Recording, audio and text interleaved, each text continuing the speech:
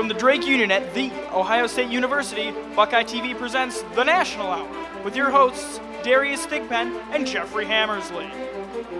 And it's great to have you folks joining us here on The National Hour. I'm Darius Thigpen. I'm Jeffrey Hammersley. This is The National Hour. We're going to talk Ohio State sports. We're going to talk football. We're going to get into it, college football, NFL as well. And we'll start actually with some other NCAA football. Michigan and Penn State playing, yes.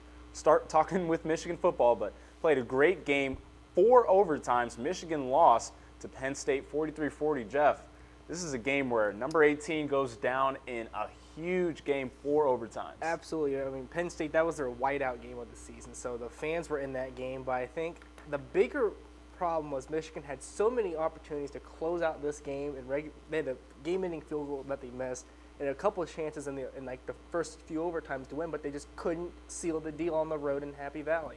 Well, Devin Gardner didn't have a terrible game. He threw for 240 yards. He had 3 touchdowns, 2 interceptions, not what you want to see, but he ran for 121 yards. I mean, Gardner, he did, I think, the best you could do on the road in that environment. And we look at if you see a whiteout at Penn State, that place is scary. That place is rocking. So, I mean, it's understandable that he has the few picks. But looking at some more stat numbers here, I think the bigger question is Toussaint, the running back from Michigan, 27 carries, 27 yards. I mean, those are not Heisman numbers. Those certainly are not Michigan numbers or Big Ten numbers, Darius. But really, I can't fathom 27 carries, 27 yards, though. Oh, that's every time you get the ball, you're running into a pile and just getting smacked. That's nothing. No kind of running room. Now, going back to that 27 carries, 27 yards deal, and that whole running game in general, is it the offensive coordinator's fault for keep on calling the run, or is it the O-line, or is it a combination of everything and all the above? Well, I mean, I think it's probably a little bit of both. I think it's the fact that Toussaint could not find any room because of the offensive line. Obviously, he didn't have his best day. I mean, sometimes even when the line's not blocking for you, you can still get something going, but he didn't have it. Just showing that Gardner ran for 121 shows me that the offensive line was doing something right. I mean, those couldn't have all been scrambles. Right. I mean, he was finding a little bit of room. I mean, it's just hard to see that your go-to running back is averaging just 1 yard a carry, which to me is just unbelievable. But looking on the receiving end, Funchess, 4 catches, 112. That's big there and 2 touchdowns. And I think what I saw from the game was the final drive toward the end for Penn State in the fourth quarter. Hackenberg really just conducting a symphony going down the field there. He had a couple of big-time plays, and really that Hail Mary kind of throw to set him up for the touchdown. Darius, I mean, if you were a Michigan fan, I don't understand how you can still be a Michigan fan today after what just happened in Penn State. Yeah, you really do feel like Michigan blew the game, and for that, they've dropped out of the rankings, and they are now unranked. And out of the top 25, Ohio State has no ranked teams left on their schedule. Michigan was sitting there at 18. Now they're out. So that's what it means for the Buckeyes, and you can't like that if you're an Ohio State fan. I mean, since we are here at Ohio State, I think we've said, even SGSR said, we need either A or B to happen. Northwestern runs the table until they play Michigan, or Michigan runs the table. None of that's happening right now. And the big thing with Michigan was that's our season closeout for the regular season. Big win against a top 25 team potentially. Michigan loses, you got to figure they're going to trip up again down the line. It's just, if Ohio State, they needed help to get into the title picture. I think they're still a national title team. Problem is you have Alabama, Oregon, and Clemson. Clemson, number 3, they close out a big win against Florida State today. That discrepancy between 4 and 3 is going to get larger and larger as the season progresses. I mean, Clemson still has a game with South Carolina, Ohio State, Iowa, Penn State, Purdue. I mean, those aren't big-time games for the Buckeyes. Yeah, well, speaking of slipping up, you saw another highly ranked team, even higher ranked team than Michigan, losing. Georgia, number 7, lost to Missouri, who was just 25. You didn't even really respect them as a ranked team. I know I surely didn't. And now they beat Georgia. So Georgia having their own issues to deal with. No Todd Gurley. The backup running back, Halen Mitchell, has had his issues as well. Top receiver is out.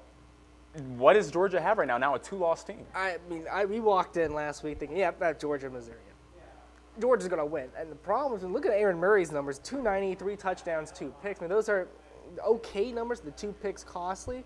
But if you're going to lose close. But this is a 41-26 loss to Mizzou. I mean, Georgia, they would have just hung on. I mean, they could have controlled their own destiny as the way. They could have rolled in the SEC title game. If they would have beat Bama, they're in the consideration. Could they be a title team? They only had that one loss to Clemson. This second loss puts them out of that and possibly out of the BCS too. Jeff, if you would have asked me a month ago if this team could beat Bama, I would have said absolutely. Now, if They you ask can't me, beat Missouri. they cannot beat Missouri. They had 4 turnovers in the game, 2 interceptions thrown by Murray, and then 2 fumbles as well. So this is a team that offensively is out of sync, but more importantly, their defense is Yeah, bad. that's the scary part there. I think we sort of saw that in Clemson, but we were thinking, hey, Clemson's a top-ranked team. We let them slide. But then LSU happened. They gave up some points. And we're thinking, okay, it's SEC. The excuse was they're the SEC. Give up 41 points to Mizzou. I mean, Mizzou's now – I don't know, do we take Mizzou seriously or we just say, hey, Georgia, everybody's hurt. We don't know what's wrong with Georgia Well, right now. the problem was the injuries were on offense. It's their defense that's Right. bad, 105th in the country. So you have to look at this and kind of be like, wow, that really goes Yeah. against Georgia. We'll see about Missouri down the road, but for right now, it looks like it's Georgia's struggles. The right thing for Georgia right now, it's Capital One Outback Bowl is the reality. Beginning the season, I had them in the national championship. I'm thinking this team, if Mark Richt and Murray are going to win, it's going to be this season. Now, it's not even November yet, and they can already take that off the list. I mean, the BCS isn't going to happen right now. If they're lucky, maybe, but they're going to need a lot of help to get there. Okay, so another big game that we had, Oregon going up against Washington, 2 really good game. teams in the Pac-12. And Oregon, Jeff, they had a day offensively. That Oregon team, 45 points, 631 yards of offense there. It's time of possession also on their side, 33-45 to 26-15. 600. I can go to the fact. 631 yards against a 16th-ranked Washington team, a team that held on with Stanford the week prior. It's one of these things where I'm going, if I was playing NCAA football, I don't know how I'm going to get these numbers, and Oregon's doing it in real life with Mariota. Well, you got to think about the fact that they played at Spokane, where Washington is a really good team Yes. playing at home. So that was really impressive. But Marcus Mariota, like you said, Heisman-looking numbers, 24-31, 366 yards, 3 touchdowns, and ran for 88 and another touchdown. Looking right now, Mariota, if he keeps this up, this Heisman's his. I don't see Johnny Football taking that second one home. I think for Mariota, on the road against Washington, a place where College Game Day was at. In Washington, they took this seriously. First time in a long while that they've been back into the picture. A few years ago, they were struggling. Now this season, looking very good. And for a little while, was hanging in that game with Oregon. Then Oregon put on the afterburners, and they just flew away from them, basically. Yeah, we've been talking about it all this year. How is Oregon going to play when they defensively when they come against Yes. a really good offensive team? Well, they beat Cal like they stole something. Yeah. And then you get this game against Washington. They played really well defensively as well. Forced a couple of turnovers. Got to like that. Especially against Price, who's with Washington. He's one of the premier quarterbacks out there. Don't get me wrong; he's got Washington back in the top 25, and they shut him down holding the offense. Really, just the 2 turnovers there. I think for Oregon, they are sitting high and pretty right now with that national championship. They just went out against UCLA and Stanford. They should be there in Pasadena. So Oregon just with a couple of big games left, UCLA and Stanford. And speaking of Stanford, they had a game of their own this weekend, but they dropped against Utah. Number 5, Stanford, getting upset in that game. And Jeff, it was not the Stanford team you were expecting. Looking at Stanford, you're going in number 5 in the country. You're thinking Utah. This is if there was like a college football pick'em kind of thing. I'm like Stanford all day, every day, and then you find out 27-21 Utah. For Stanford, this is a very big loss in a way that now you're out of the championship picture right now. You can't have a loss at Utah because to be back in that. And at the beginning of the season, I had said, hey, Stanford, Georgia, national championship, circle it right there. Both those teams are out, but I think for Stanford, when you let Utah go on a 20-point run, Right. I don't have any sympathy there. I know Stanford tried charging back toward the end of the game, but it's just too little too late. Yeah, so that's an unfortunate thing for Stanford, but for Ohio State, it's a really that for good the thing. Buckeyes, you wanted that to happen. Exactly. So now you have another team ahead of Ohio State, could have been ahead of Ohio State, undefeated, dropping out. So the Buckeyes still at 6-0, have their chance as long as they go undefeated. See if everything else can work itself out. Stanford is just one Yes. less team to have to worry about. Oregon, Stanford, that game right there for the Buckeyes, we become the biggest Stanford fans. Yeah, and of course, there's one that we're going to get into a little bit later this week coming up, Florida State going against Clemson. But a couple of those games to look at, man. This is the season where it's like these games, they will dictate who goes to Pasadena right now. I think for Ohio State, indirectly, the Buckeyes, they can win out, but they're going to need some help to get in there. And I think it starts with Stanford. They can beat Oregon. Big thing. Florida State, Clemson, that also is a big picture to this. All right, we're going to take a quick commercial break, and when we come back, we're going to have some more for you here on the National Hour.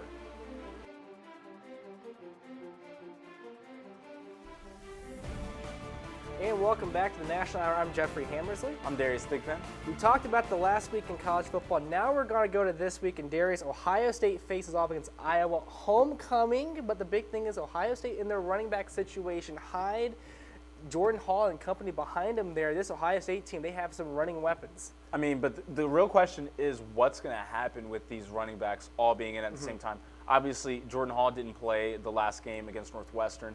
And then Dontre Wilson didn't get an offensive touch. He only returning kicks. So how are they going to factor in? I mean, obviously, it looks like Carlos Hyde is the number one guy right now, but what else is going to happen? These two guys are too talented to not get any touches. I agree. I think with Jordan Hall, he showed himself when Hyde was out with that suspension. This guy, he can play football. And I think it's going to be tough for Urban Meyer to hold him back and say, look, Carlos Hyde's going to be our go-to guy.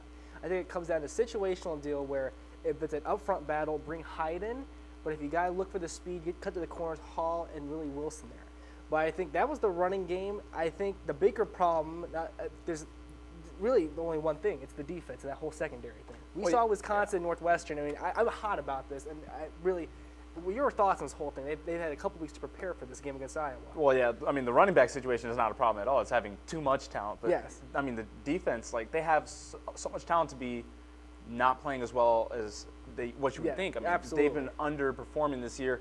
Defensive line has really gotten a lot better, but then the linebacking core has just pretty much been Ryan Shazier, and then the secondary, obviously you have the season-ending injury to Christian Bryant, but then C.J. Barnett has been okay, and Bradley Roby has looked bad at times. On the number one receiver for other teams, he's been getting lit up. I mean, looking back at Wisconsin, Aberderis, he had a field day with Bradley Roby, and that was in Columbus. And looking at Northwestern, King Coulter goes 12 for 12 against Ohio State. So that whole secondary situation, I don't know what the deal is, but I don't remember an Ohio State team that just struggled so much on that secondary team in really like 10 or 15 years. I mean, I think part of it is a schematic thing. I've always talked about it like during the games, but Ohio State, their secondary, especially the corners, play off. They play so far off. They give up about 5 to 10 yards on cushion. I'm always a guy, I like bump and run. I want my corners playing up at the line, playing physical, and you can't really do that if you're playing 10 yards off. So it's been a lot of underneath routes to hurt Ohio State, too. It hasn't necessarily been dropping back and throwing up 50-yard bombs. And looking at Iowa side, they're 12th in the country in points against at 16.7. And then going back to defense for Ohio State, Curtis Grant questionable after the death of his father there. I think if he doesn't play, this Ohio State team, they're going to have even more problems. Bryant's already gone, but as a whole, having Grant out, this could potential upset, do you think? Or do you think Ohio State's just way too good where it's not going to happen? Well, I mean, to talk about the game, we got to start with Iowa. Their defense is obviously the strength. I mean, like you said, 12th in the nation in defense, but that's about it. That's where it kind of stops. I mean, the offense has not necessarily been great. They usually have a good running game with Iowa. The running game is mediocre at best this year. Passing game has been up and down. Yeah. They've had their decent games, 4-2. The 4 wins really didn't come against anybody, and the 2 losses, I mean, they came against decent competition. Northern Illinois, who's ranked right now, and then Michigan State is a really good team. Combined 11-1 between those 2 teams. So you don't really know what to expect. They've lost to the good teams and beat the bad teams. So take the pick. I'm going to assume Ohio State for you. I'm taking Ohio State in this game. I think it's going to be a 2-score game. I think Iowa is going to hold Ohio State's offense because their defense, I do think they are that good, but Ohio State defensively against Iowa's offense, I just think that's too easy. I'm going to push it back. I'm going to say 3 touchdowns. I think Ohio State with Miller in that offense, the defense can struggle at times, but I think there's just too much on offense for Ohio State. The points will come for them. Going across west now, number 9 UCLA, number 13 Stanford. Can the Stanford Cardinals bounce back after that loss to Utah, Darius? Yeah, the Cardinals, they're going to need this one. UCLA is a hot team right now. Obviously, they had that huge win a few weeks back against Nebraska. They had to come back in that one. They looked really good in the second half of that game, and since then they haven't looked back. Stanford coming off of a loss. The Cardinals, they really need this one, and it's going to be a tough matchup with Hundley at quarterback. That's a really, really good talent at the QB position. I think for UCLA, there's a lot on the line here. It's been the first time in a long while that they're back in the top 10. I mean, number 9 UCLA team, I don't remember in recent memory where they were a top 20 team, and now they're back being recognized. And really, with USC struggling, they're the team right there in that Southern Well, California region. do right you now. remember like about 5-6 years ago when Neuheisel first got the job and he was talking about they're going to take back LA Yeah. and No, nothing no, came of that's it? Not, that's not going to happen. Nothing But came now of it? Well, Mora's Jim comes Mora in. Jr., he's Yes. done a phenomenal job with UCLA. That is a solid program right now. The offense is fun to watch, and the defense has been doing just enough to hold opponents. I mean, really think looking at this UCLA team, 7th in points for. I mean, this team, they can lock down. If UCLA can get Stanford, one has to think, could they give Oregon a run for their money? Could they jump into the title picture? There's just, I don't know. But I think at this time, UCLA being 9, Stanford being 13, very big game for both teams. But Darius, I think we got to do the pick 'em. Who do you have in this one? Give me the best quarterback in the matchup. I'm taking Hundley, and I'm taking UCLA. I'm torn. Yeah. I want to say Stanford's going to bounce back, but at the same time, like this Huntley, as you said, I think UCLA, they showed they can come back. I think with Nebraska, the big game where this team, we were thinking they're dead to rights basically, they come back and just floor Nebraska in Nebraska. Right. I think because it's Jim Mora there and how Huntley's playing, I think UCLA, it's got to be close. And I think for Stanford, another big loss to them, and there's still Oregon left to play. They got to play defense. Absolutely. Now we're going to go on. We went from Ohio State, they were going west. Now we're going to bring it back here in this, well, not in the area, but close Back to east. it. Back east. Missouri, Florida. It's battle of back. It was Franklin and Driscoll both out with season-ending injuries here. We talked about Missouri beating Georgia, but this one, can they beat Florida? Well, if you could beat Georgia, at this point, I really think you can whoop Florida because Florida's offense is not good. I mean, Matt Jones, their starting running back, is out for the season. Driscoll, the starting quarterback, is out, and it looks like it's going to be maybe a season-ending surgery as well. So we'll see what happens with that. But Missouri is going against a Florida team. Get this, they haven't traveled north of Columbia, Missouri, where this game is going to be, since 1991. Florida does not travel out of the South, so this is about as far north as they're going to have to go in quite some time. So we'll see how it shakes out going on the road. I think you bring up a good point there because if this game's going to be colder, the weather isn't going to be like Florida weather. I mean, this can get out of hand quickly because if you bring a bunch of kids who grew up like 80-degree weather or at least been 80-degree weather, take them with like 45, 50-degree weather. I can tell you from personal experience, trying to play sports outside when you get to cold weather and you grew up in warm weather, it stinks. Your hands are cold. You don't know what you're doing. You don't feel good. My toes are cold. Oh, this just stinks. I don't like it one bit. So we'll see what happens with these Florida guys when they go into some cold weather. So we got to do the pick here. Who do you have? Florida going against possible cold weather in Missouri? Or do you have Missouri with another big win in the SEC? Well, even if this was neutral site, I would take Missouri because of what they did against Georgia, albeit a beat-up Georgia team. So I'm going to go with Missouri in this one. I just don't think Florida has it offensively.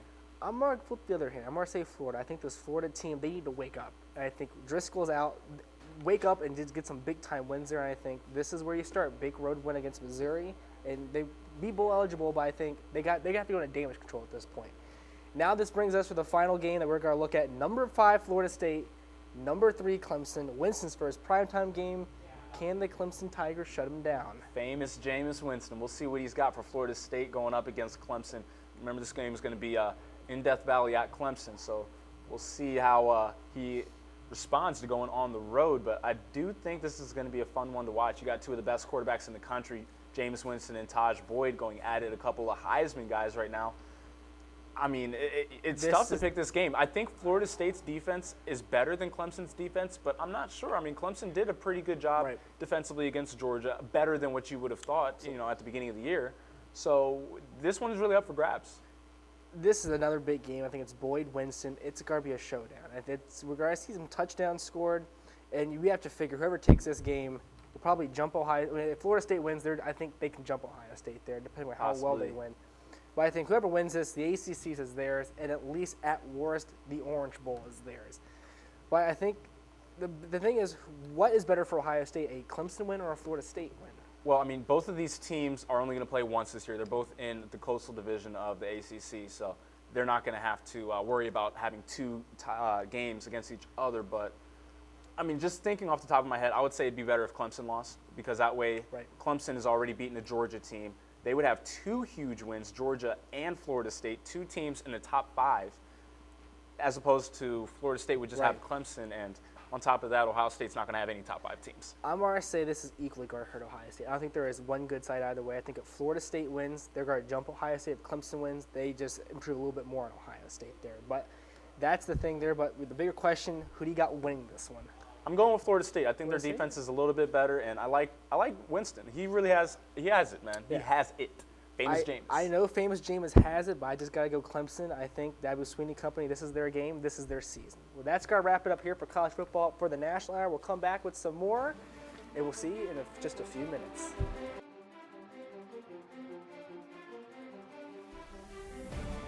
So we just got done talking some college football. It's now time for some NFL here on the National Hour. It's great to have you folks watching us here on Buckeye TV, and start out with St. Louis and Houston this past weekend. Well, Houston, a team coming into the year we all thought could be potential an AFC Championship caliber team, Super Bowl caliber team. St. Louis, not impressed.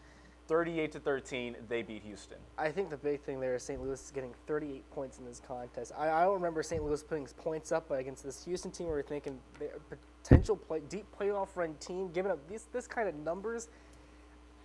It's not good. I mean, especially 14 coming off defense. I mean, I think the things are disarray there for the Houston Texans this season. Well, Houston is 2-4 right now, and then looking at what happened, they do have a good streak going. Yes. Yes, Yeah. they've thrown a pick six in the last 3 games straight. Matt Schaub has thrown 3 of them, and then T.J. Yates actually threw another pick six in this last weekend's game. So 14 points for the Rams coming off of their defense. I think right there for Houston, I don't know if it's just bad luck that they can't block when interceptions are occurring, but I think it's one of these situations where this is the thing that sticks out. If they would have lost games close, not with like the pick sixes, I don't think it would be that big of a deal, but the fact that pick sixes are getting thrown and it's pulling them out of games. Well, I mean, think of the one with Richard Sherman against Seattle a couple of weeks ago.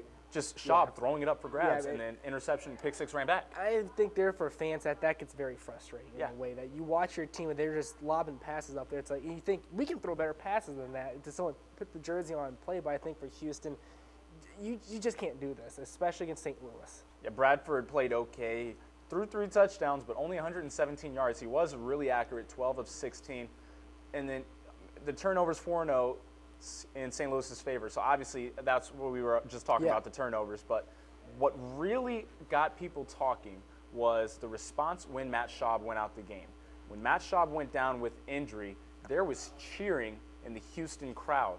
Jeff, I mean, do you have words for this?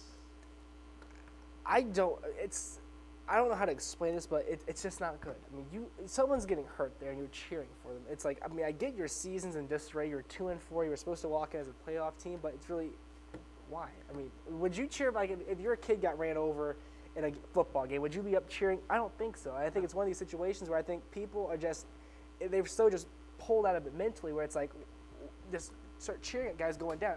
I don't think it's right at all. I mean, there needs to be a point where there's a separation between sport and humanity, and cheering for somebody to get hurt, that's Bush League. You can't have that happen.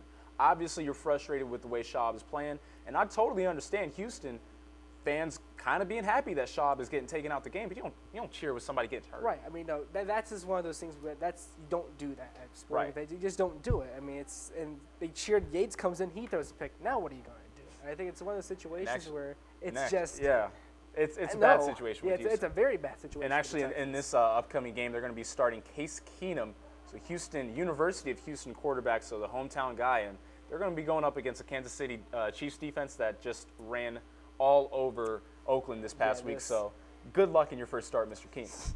So moving on, New England, New Orleans, coming into this weekend, knew it was going to be one of the best games of the weekend, and surely did not disappoint. 27-21, New England won. Touchdown pass thrown by Tom Brady. 5 seconds left on the clock. Kenbrell Tompkins, the undrafted rookie free agent, brought it in. I think there for the New England Patriots, that was one of those situations where Tom Brady bailing you out at the end. I mean, he had 3 good chances to get up there incomplete on the goal line. That last-second touchdown, big for the Patriots, and especially this team. It's the receiving core. You don't know who's going to be there, and then who's going to show up, and then Brady making big plays toward the end. Patriot fans rejoice. Somehow this New England team is 5-1. I mean, you look at the situation. Obviously, Aaron Hernandez is gone. Wes Welker is gone, and then the 2 other leading receivers from last year out with injuries. Right. You look at Rob Gronkowski out, and then Danny Amendola, who's supposed to come in and fill that Wes Welker role. Gone. He's out with injuries, and he's only played 2 full games. So now you have no clue what's going on with the receiving core, but Brady is finding ways to make it happen. I would think for Tom Brady, I think it's a situation where you just sit back and go, That's why he's Brady. I know I'm good. I'm getting paid big money. I just got to throw to the guys out there. Now, this is not. He doesn't have the Wes Welker talent he has out there. But looking at guys like Edelman, 5 catches, 57 yards. Tompkins, 3 catches, 45 yards on that fun stuff. Those are some fairly decent numbers there, especially against a New Orleans team that was very, very, very good. Well, what really surprised me, though, was the fact that the Patriots, their defense, shut down New Orleans' offense. Drew Brees didn't have his typical big game. And then on top of that, you look at Jimmy Graham, no catches. He was leading the league in receiving yards coming into the game. And Aqib Talib, a corner, playing on the big tight end, shut him down. Jimmy Graham, no catches. And I was really impressed by that New England defense, secondary. I think for New England, shutting down Jimmy Graham, that's how you're going to win. It should, and Drew Brees' stat box. I mean, 17 and 36 for Brees, 236, 2 touchdowns, and a pick. But if Jimmy Graham was there, it could really have been one of the big things for the Patriots there. It's just, wow. And this Patriots defense, they're picking up the slack there. All right, so moving on. Dallas defeats Washington 31-16. Cowboys getting the win there. That was a big game. RG3, his big Sunday night game. Everyone's thinking this is going to be a walkthrough. Dallas is going to make some mistake at the end. Washington's going to take it. And, well, right now, Dallas is the team that's playing well. Coming into the year, not sure how many people really thought that would be the case. They're 3-3, but they are tied for the division lead in the NFC East. And Tony Romo's playing good football.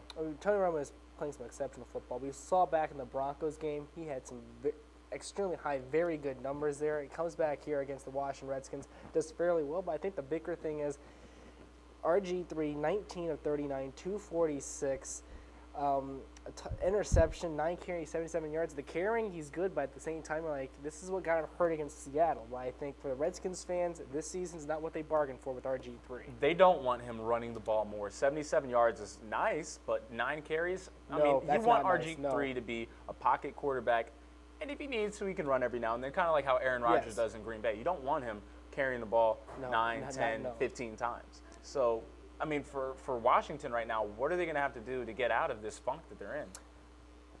I think Alfred Morris, bring him back in, give it to him, and just block him, just let the man run. I think at the same time, RG3 just really, I don't want to say it, but try to create some space with his feet to fool the defenses up here. I mean, stretch the defense, that's what you got to do. But at the same time, don't take off downfield and just free injure yourself. I think for the Redskin fans and for the organization itself, just too much was invested on him to go down again. If he goes down again, this is going to be Washington again, where it's the revolving door at quarterback. And really with RG3, he's your stability right now, and you got to keep it there. And, of course, they do have Kirk Cousins behind RG3, a pretty good insurance policy. One note about this game, Washington actually outgained Dallas in yardage, but Dallas, I mean, great special teams play by Dwayne Harris. He had a return touchdown and then another big kickoff return. He had a great game and really set up Dallas with a short field and scoring himself. The Cowboys bring him up, said, let's play this game against the Redskins. And this is if you need a big night in a rivalry game with the Redskins in your place, that's how you get starts right there. And I think for him, looking at Dwayne Harris, I think he might be here to stay a little bit longer because when you get those kind of numbers, 222 with the return yards there, very big, especially on a national televised game. And for the Cowboys, morale booster. You lost close to the Broncos, beat your rival Redskins. Things on the up and up there in Dallas. Well, of course, Jerry Jones called that loss a moral victory, staying close against Denver. But no moral victory there. They actually beat the Redskins, taking the division lead 3-3. What can we really expect out of Dallas the rest of the season? I think looking at, I hate to say it to a way, but I think Tony Romo and the consistency thing there. If he keeps this thing up, I mean, he will still throw picks. I mean, that happens in football. But I think Romo, his numbers should be a lot better. We saw that with Denver. We saw it with Washington. I think he's on the up and up, and I really, really believe that this Cowboy team can make a decent run in the playoffs this season. And it's going to be interesting this weekend. No DeMarco Murray, no DeMarcus Ware either. So it's going to be Joseph Randle from Oklahoma State filling in at running back, and then just a litany of guys at defensive end to try to fill in. They've actually had 3 of their 4 starting defensive linemen go down with injuries. Dallas injury plagued, but can they survive the storm?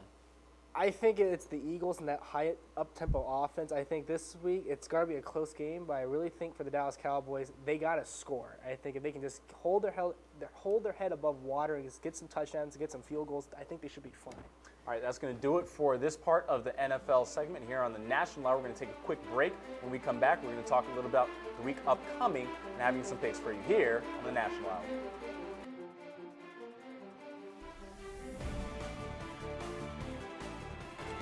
We are back here on the National Hour. Week 7 coming up, Jeff. How excited are you for this? It's another jersey pick week. I think for me, the last game we're going to be picking, I'm going to be extremely happy with this one. He's one. I'll give you a hint. He's given me one win already this season. Okay.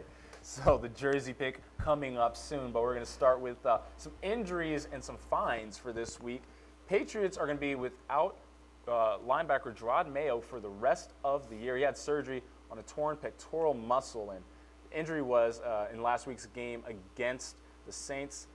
How big an injury is this? A linebacker who's really coming into his own out of Tennessee, and he's going to be done for the year. I think for the Patriots, this team has held on, and I think in a situation like this, it's another person they lost. Will it be a big difference maker? I don't see it being that big, but I think in a couple games, I think they'll lose because they might that few tackles in that one space where May would be. It's not occupied by a guy that plays with the Mayo's caliber. And I mean, obviously, everybody's going to talk about Spikes. Brandon Spikes, a really talented kid out of Florida who was the opposite to Tim Tebow, the defense to the offense there, Urban Meyer's Florida teams. But you look at Jerod Mayo, he had been the rock at New England for the last few years, leading the team in tackles each of these past few seasons, and now he's going to be out for the rest of the year. I mean, do you think this hurts their defensive prowess? I think when you lose a leader of any sorts, we saw, look at Ohio State, Christian Bryant, he's one of the leaders in defense. He goes down and it's sort of in disarray for a little bit. I think transition it to the New England situation, your leading guy in tackles is out. Somebody else will have to step up into that role. I don't think they're going to be as good as Mayo. I think it will hurt them, but I think this New England team, we saw them on offense, resiliency when you lose everybody. Expect the same on the defensive end. So that was a big injury that happened, big fine that happened this past weekend in Detroit against Cleveland game. I don't even think I need to mention his name. I think you guys know where I'm going with this one. Ndamukong Suh was fined for a hit against Brandon Weeden.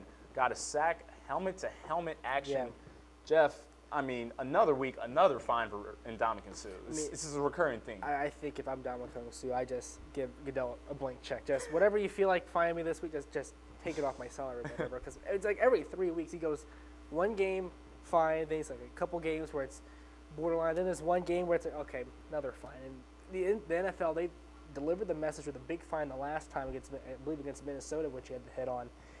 Since hit on Brandon Weeden, he's had a history of this before. If this was the first time, okay. It's like the 5th or 6th time, though. So I think the NFL, they're going to come down hard again, and you get to believe it.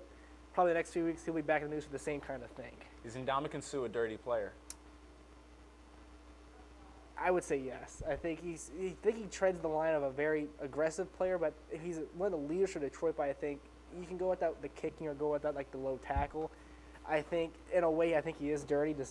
That's my answer right there. But I think it's one of those things where I think he plays hard, and I think that gets caught up in it. I think you can be a good person off the field and still be a dirty player on the field. I think Ndamukong Suh probably falls into that category where he plays hard to the point that you don't want to be the one on the other side. So, one more note: Josh Freeman is going to get the start against the New York Giants for the Minnesota Vikings. Monday Night Football, no less. They picked him up after Tampa Bay cut him a couple weeks ago, and now no Matt Castle, no Christian Ponder. It's going to be Josh Freeman. I think for the New York Giants, if you're going to get that one win, if you can't get it against Minnesota, you got some serious problems. I think for Minnesota, I get Freeman was in Tampa Bay and he was at one time a starter, but I think you learn this. You just walk into a new system and you're thrown to the fire there. I don't expect him to have a great game because it's a new system, new everything, new player personnel, new formations. I think he's already struggled, but I think give him some time, maybe by next season, he might be in that fighting contention to be that leader in Minnesota. Now, I will say this, though. I do know that Josh Freeman, the system he ran at Kansas State is actually pretty similar to this Minnesota system. So it may benefit him actually going to Minnesota of all the teams that he possibly could have gone to. I mean, we'll see, obviously. Monday night when the lights are on, that's when it really matters. But, schematically, he at least knows this system, so that does help. But I think the new system there, but looking back, it's college and NFL. The system is run the same. Similar. But then looking on the other side, the defensive guys, they're coming at you in probably a different package. So I think it helps to at least know sort of what you're doing, but I think we'll really find out how much he really knows on Monday night against the Giants. All right, so Jeffrey, let's move on to some Week 7 Pick time. picks. Pick time. Pick time. All right, Seattle against Arizona. This is going to be a Thursday night game playing right after this, pretty much. It's going to be Seattle, Russell Wilson, and Marshawn Lynch, and that nasty defense going up against Arizona Cardinals. And Honey Badger is going to be making his primetime debut. Tough game here, but I think I picked them last week. Seattle, they got me that big win against Tennessee to keep me undefeated for Jersey picks. I'm going to go with them again here against Arizona. I got to agree with you that Seattle is the team. It's going to be interesting to see what happens with Arizona. Haven't really seen them play this season and how they use Patrick Peterson and the Honey Badger, Tyrann Mathieu, not just defensively at corner, but offensively as well. Patrick Peterson has gotten a few offensive snaps. So I want to see what they do creatively, especially since this is a primetime game. Yep. So next game that we're going to get to is going to be Cincinnati taking on Detroit. Both teams are 4-2, leading their divisions, the AFC and NFC Norths. And Detroit, a team that only had 4 wins last year, coming at it right now. Cincy, Detroit, what are you thinking? I'm going to say Detroit.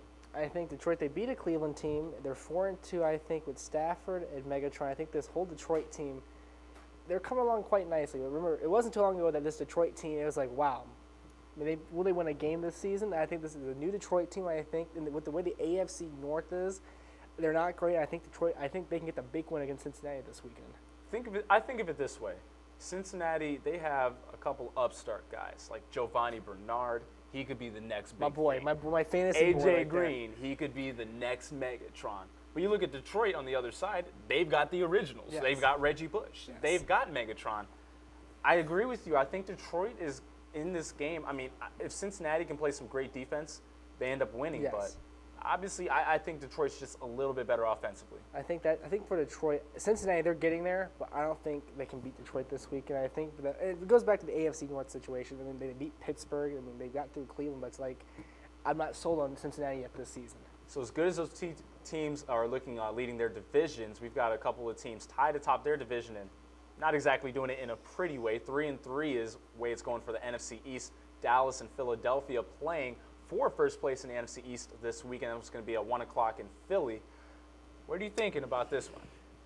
In Philly, tough one. I'm going to go with Dallas. And I think the reason why I think Romo and this whole team, especially against Denver, they almost pulled off that big win. I think Romo, his numbers were very good. Going back to last week against the Redskins, very good. And really, the special teams and everything was there for the Cowboys. And I think they can keep this rolling against the Eagles on the road. I truly think it would be an upset if Philadelphia won. So I'm going to have to make my case right here. Joseph Randle is going to be a starting running back, not DeMarco Murray. Murray's been having a phenomenal year. It's going to be Randle. No DeMarcus Ware. 2 other defensive linemen not going to be in there for Dallas. Nick Foles is actually playing much better football than anyone, including, especially me, could have anticipated. He's playing so well. He's throwing a touchdown once every 10 passing attempts, which is more than Peyton Manning. Smaller sample size, but he's been throwing touchdowns. And on top of that, Dallas's defense isn't nearly all that great. I always bring up how bad Philadelphia's defense is. Dallas's defense ain't that great. I'm thinking LaShawn McCoy is going to get a ton of carries, and it's going to be Philadelphia. So you're going to go with the Eagles? I'm going with the Eagles. I'm being a homer right now. Leading the division with a 4-3. Fly, Eagles, fly. Hey, it's bird game time. I mean, I can see the pick happen. I think this Eagles team, that up-tempo offense, I think it will work for the first half, but if they can get out to a large enough lead, they got it. But I think the Cowboys and Romo, I'm jumping on the Romo train right now. I think the Cowboys can get it done. So you can officially mark that down as my homer pick of the year. I'll try to avoid any more, but I am going to go with Philadelphia in this one. New England against the New York Jets. Jets lost to New England week 2, 13-10. A really close game. Very close. This one's going to be in the Meadowlands. Home game for the Jets. Can they do better than they did last time and get the win? Geno? This is another torn pick here, I think. This Patriots team, they can beat the Saints. That's their big claim to fame. They beat the Saints in the closing seconds. Talib, if he has to take somebody down on the Jets receiving core, he can mark them and shut them down. I think New England, there's just too much star power with Tom Brady and Belichick. Right? With that combination, they throw Talib and the rest of the team in there. I think this Patriots team, even though that receiving core isn't up to like with the Wes Welker and like the past teams in the Super Bowl, I think they can get the job done against the Jets this weekend. New England played New York really close last time, and now Geno's playing better football for the Jets, but I'm still going with New England in this one. Finally, moving on to the last pick, the Jersey pick, Denver against Indianapolis, Sunday Night Football. I'll go first so you can have all the glory with your all that. Jim Irsay, of course, has been talking about Peyton Manning and Andrew Luck. I don't think it matters. Peyton Manning is the best in the business. You got to go with the Sheriff. Going Denver. The Colts, they got Andrew Luck. And I think that whole situation there, Luck comes in for Manning. Manning, heard Manning helped pick him. And I think the Colts, this team, they made the playoffs last season. I think they're on the up and up. However, of course, I don't think they're going to be up and up ready this weekend when they take on Peyton Manning and the Broncos. See, and I think this is why. That C patch right there, the captain, I think that's Peyton Manning right there. He is going to captain this team to, I think, a pretty sizable victory. I mean, I got it. The first initial jersey pick, Peyton Manning was there for me. I'm going to be there for him this week when he goes back to Indy. All right, that's going to wrap it up for the NFL. We're going to take a quick break, and when we come back, we're going to have some baseball, the playoffs, and some final stories for you here on the National Hour.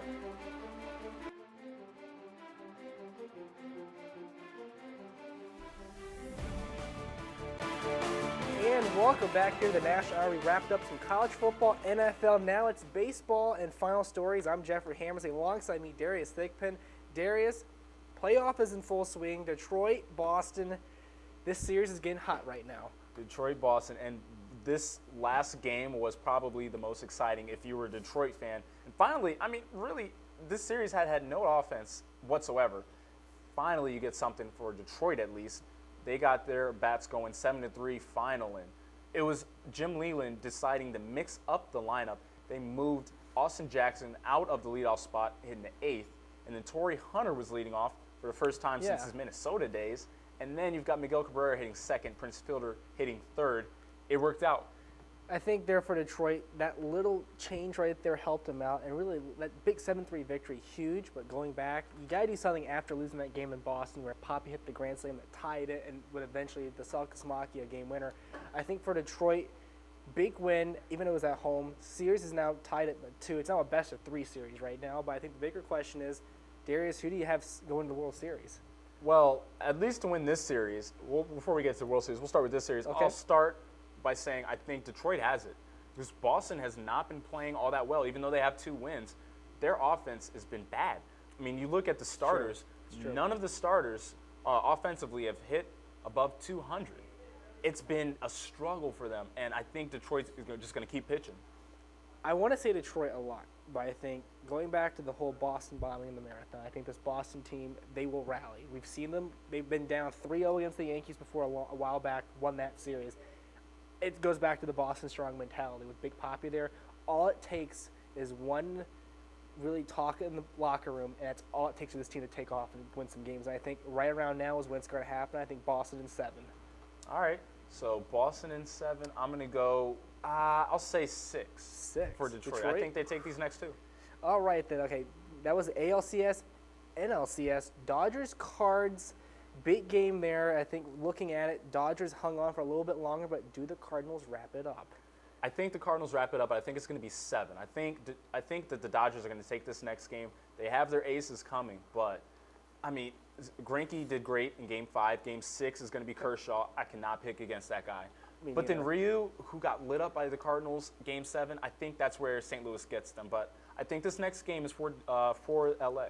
Okay, I'm going to say the next game also with Kershaw and company. I think that game, Dodgers will force 7, and I'm going to take the Dodgers in 7. I think this Dodgers team, I think going back to Busch Stadium. I think it's their time. I think Dodgers, Red Sox, East-West, the way it's supposed to be World Series right there, I think it's going to happen. That's what I'm rooting for, Dodgers and the Red Sox. That would certainly be fun. All right, that wraps up for baseball. Now we go to final stories, and we're going to lead off with my final story. The Buckeyes are back on the field this Saturday. However, they aren't in prime time. The team that is in prime time, Clemson. Clemson ranked third in the country, is right in the thick of things for the national championship game. And that's a great thing about college football. Clemson hasn't always been a national power. They aren't an Ohio State or Alabama or a USC. This Clemson team sort of reminds me of that 2007 football season with all the hysteria, with Missouri, Kansas, and even South Florida in the mix for a shot at the national championship. Granted, this season has been a lot calmer than 2007, the fact still remains the same. A non-traditional power is on the cusp of a trip to Pasadena for a chance to bring home the holy grail of college football. I know that we are still in October, but it's reasons like this is why I love college football. There's a reason that you play the game. Looking at the NFL this season, we can see lots of examples of teams not being who we thought they were. Shout out to Coach Denny Green. Chiefs are one. They had more Pro Bowlers last year, 6, than they had wins, 2. Enter coach Andy Reid and quarterback Alex Smith in KC is off to a 6-0 record in 2013. How about the Giants? Slated to host the Super Bowl in the Meadowlands in February, the Giants are nowhere near on pace to play in the big game. New York is 0-6 to start the season and has had some bad losses. Now let's look at the Brownies. They started the season with more depression than the unemployment line and about as much optimism. It's been an American success story to this point, or at least Cleveland's version of it. Browns are staring down the Packers in a matchup this weekend and are not intimidated. They have some confidence facing Green Bay, and for the first time in years, the Browns are playing with some swag. All this just goes to show you why you play the game. And that does it here for the National Hour. I'm Jeffrey Hammersley. I'm Darius Thigpen. That's it for right now. Thank you for watching the National Hour on Buckeye TV. Don't forget, Saturday, Ohio State, Iowa, 3:30. The Lantern will be covering it. Scarlet Gray Sports Radio will be covering it. But everybody, we'll see you next week for another edition of the National Hour.